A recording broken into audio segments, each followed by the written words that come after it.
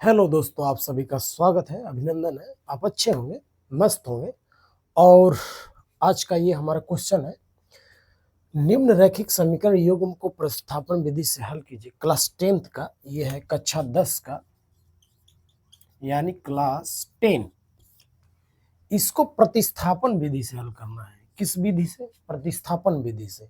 तो जब भी प्रतिस्थापन विधि का बात आएगा तो प्रतिस्थापन विधि में जैसे x प्लस वाई बराबर 14 दिया है, समीकरण नंबर 1 है, इसको मान लेंगे समीकरण नंबर 1।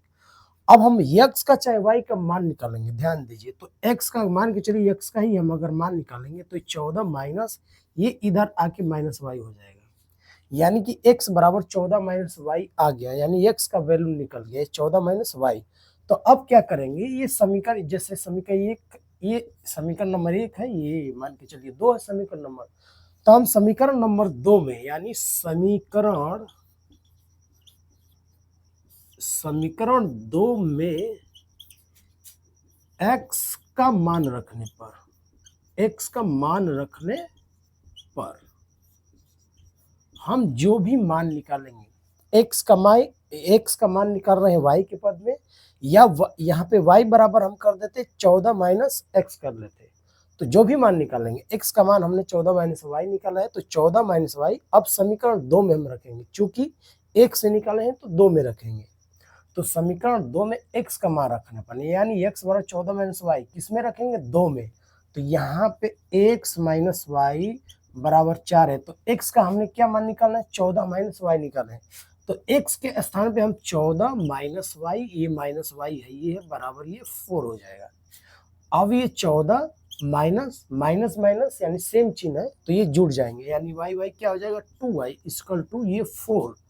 और फिर इसको हम चाहेंगे तो, क्योंकि माइनस है तो रहने दीजिए, इधर ही रहने दीजिए, ये 4, ये माइनस इधर को जाएगा तो ये माइनस हो जाएगा, मतलब 14 इधर जाएगा तो माइनस होगा। तो क्या बचेगा? माइनस 10 बचेगा। 14 में 4 घटाएंगे तो क्या बचेगा? 10। माइनस चिन्ह है तो माइनस बचेगा। ये minus 2y equal to minus 10। तो इसलिए एक लाइन लिख लेते हैं, माइनस 10। तो ये माइनस माइनस क्या होगा? कैंसिल होगा। तो y इक्वल टू क्या हो जाएगा? y equal to 10/2।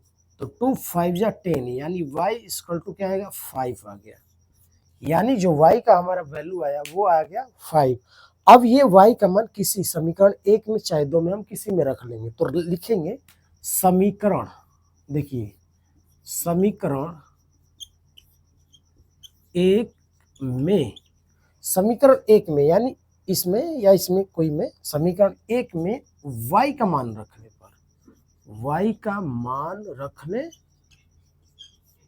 पर तो हम समीकरण 1 में x प्लस वाई है, यानी x प्लस वाई बराबर क्या है भाई?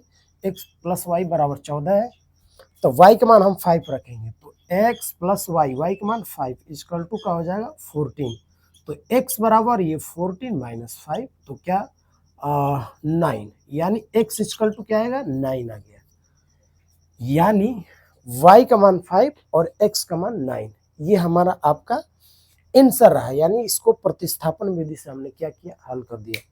आप इसको जरूर समझें, जरूर लगाने का प्रयास करें, और जहां भी अगर कहीं भी दिक्कत होती है तो हमें कमेंट करके जरूर बताएं। तब तक के लिए धन्यवाद।